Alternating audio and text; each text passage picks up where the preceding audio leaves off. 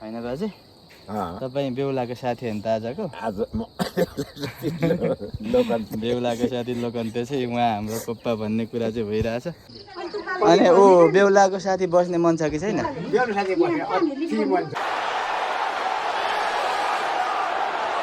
किनभने लाउरे हो बुढा त होइन ब्रिटिस लाउरे पेन्सनर हो कि होइन ल अब पाउनुहुन्छ पाउनुहुन्न आज कौन है ये लोग कहाँ से आते हैं हाम्रो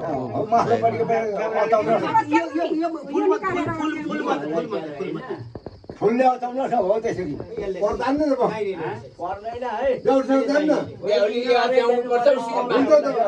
हामीले भन्नु हामी राख्छौँ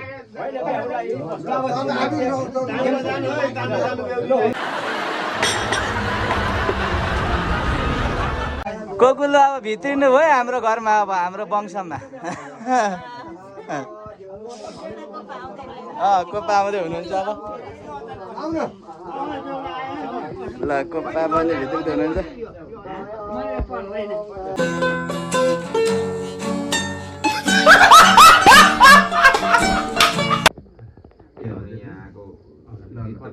यो स्वागतै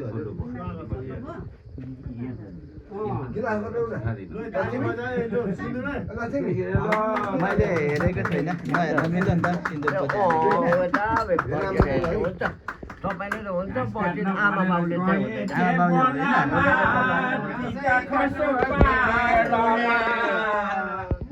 काट्न भनेर गए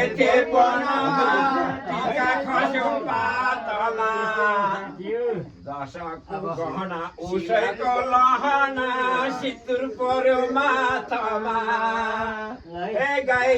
बारीमा गाई बारीमा फेरि पन्काउने कान्छौ यही चौतारीमा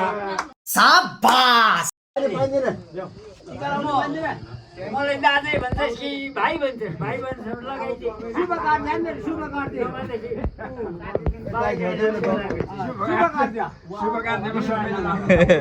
शुभ कार्य मलाई अर्काको होइन साथी हो मलाई किन तिमीहरूको हातको टिका मैले ल्याउने भनेर किन नगएन बोलाउनु होइन भाइहरूले मलाई टिका लगाइदिने हो कौन है ये लोग कहाँ से आते हैं सोध्नु परेन अलिकति भाइहरूले मैले उहाँको भाइमा यसो बोलाएँ मलाई कस्तो पिर होला मलाई कस्तो पिर होला मैले रहने गरेको हुँ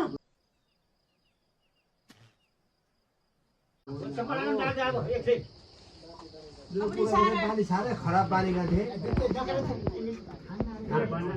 अब 10 वर्ष मलाई भात पकाएर 10 वर्ष बस्नु त्यति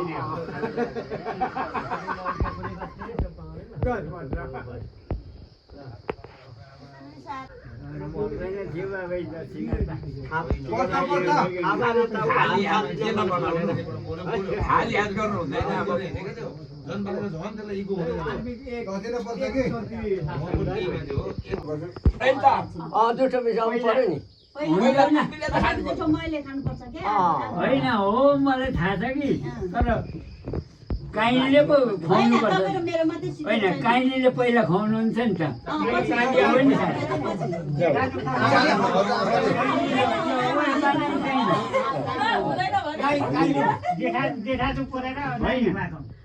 त्यही त अब काइली राखेर म खान्छु नि त टिपेर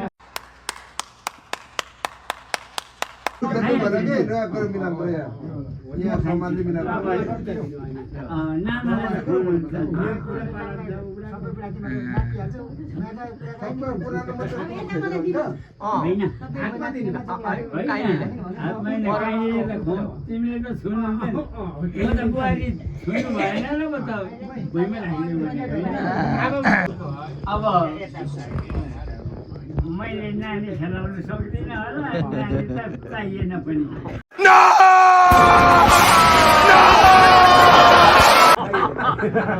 तपाईँकै तस्बिर है मैले बनाउने बानी छैन नानी त हामी केही भन्नु न त्यतै तपाईँले नानी मैले ठाउँ पाउनु भने नानी बनाउने ठाउँ बनाइदिन्छ तपाईँले नातिहरू त मैले हुर्काएकै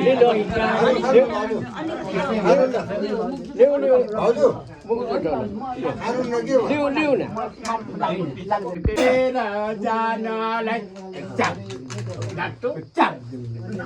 के भयो चाङबालाई जाडो भयो अब त मलाई मन छैन गाउँ छोडेर जानलाई गोप्पा के खुसियालीमा यो गीत मैले हाम्रो दाइले 84 वर्षको उमेरमा 85 उहाँको खुसियाली गीत ए आज बिहा पो साथीहरू हाम्रो आजको कार्यको खाजा भोजन पनि लगभग आइसकेको अवस्था छ गोप्पा ल सुरु हात छोड्नु त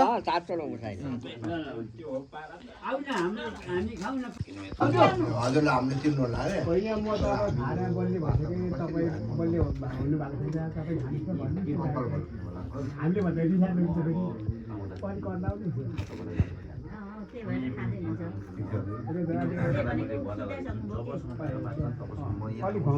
हामीले